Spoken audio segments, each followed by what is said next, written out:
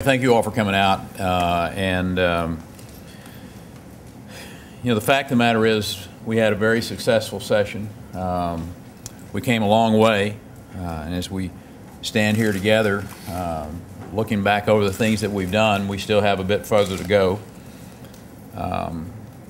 This special session is going to be about putting the finishing touches on what we already know and perceive as a truly historic legislative session. We passed a budget that cuts spending in Texas, maintaining our essential services, keeping taxes low, preserving more than $6 billion in emergency funding that will be very handy if the national economy continues to slump or if we face a major national or natural disaster. By balancing our budget without raising taxes, Texas once again will stand in stark contrast to states that choose to burden their residents with higher taxes and onerous regulatory mandates. We're doing it exactly the way that we said we would. Over the last year that all the members of the legislature and the administrative side of the House campaigned, we talked about prioritizing, we talked about cutting spending, we talked about tightening our belts. In the end, we followed the clear directions laid out by the voters of Texas, who told us in no uncertain terms last November that they wanted a leaner, more efficient state government and no new taxes. Thanks to the leadership of the Lieutenant Governor and the Speaker, we prepared the members of both the House and the Senate and worked with them, and we are prepared to deliver just that. If all we do is hold the line on taxes, if all we do is balance a budget exclusively by cutting spending, I think that would represent a pretty amazing accomplishment. However, the 82nd legislature has been a great deal more than just that. We passed a loser pays component to our legal system that allows judges to quickly dismiss meritless lawsuits, serves notice on those seeking to hit that home run in the courtroom that they can be on the hook for their opponent's legal fees if they come up short.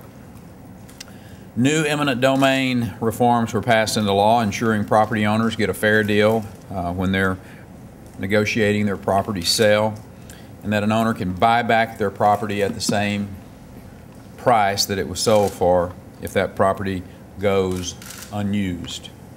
Also passed was a bill requiring voters to present a photo identification before casting their ballot, preserving the integrity of our voting process.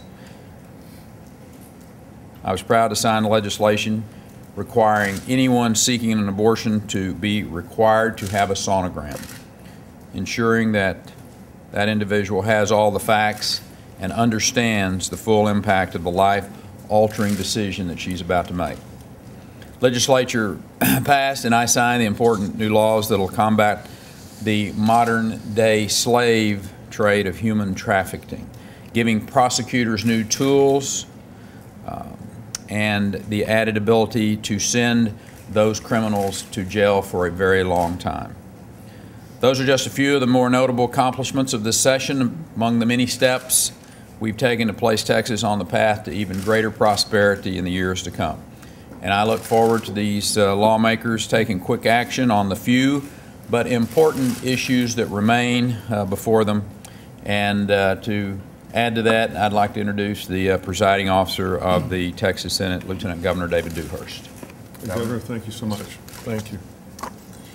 I just want to build a little bit on what Governor Perry said and thank him for being such a good partner, he along with Speaker Straus in this session. I've enjoyed working with both of them. I think this special session is a golden opportunity for us to build on what we've already accomplished. I think we all believe, we know that Texas is a great state, and we're going to make it even greater. You know, about 6 months ago, a lot of folks were complaining about the fact that we had a $20 to $27 billion deficit. Well, Along the way, we cut spending in all funds by some $15.1 billion, the largest cut in spending in the history of the state of Texas. And yet we will provide over $3 billion more dollars to our foundation school program. This next biennium, 2012-2013, over what we appropriated this biennium. Bet you don't read that in the newspapers, do you? $3 billion more. We care about our school children. We want to make sure that they get a great education. We are not going to retreat from our principles, Governor Perry, Speaker Straus, or myself. We are not going to raise taxes. That's why we wrote a compassionate budget, a budget that provides more resources, more investment in Medicaid and helping people at the same time, $3 billion more into our foundation school program. We're not going to renegotiate the budget. We're going to move Texas forward.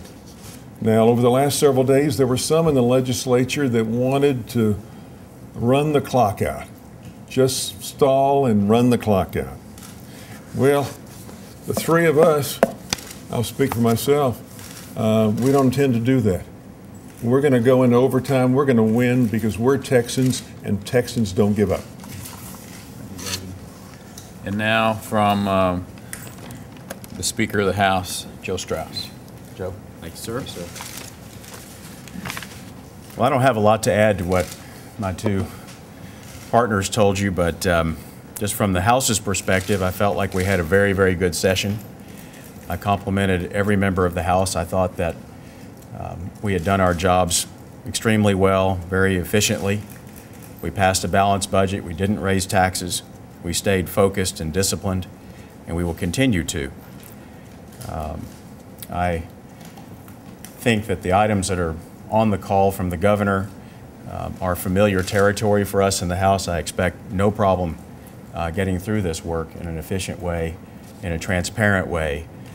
We will be holding hearings and have full discussion and debate on the issues, even if they are familiar territory and familiar issues in the House. But I think that we passed, not just on the fiscal side of the House, literally, good legislation, but we passed good policy too. And we will continue to do that throughout the days that it takes to get through this special session.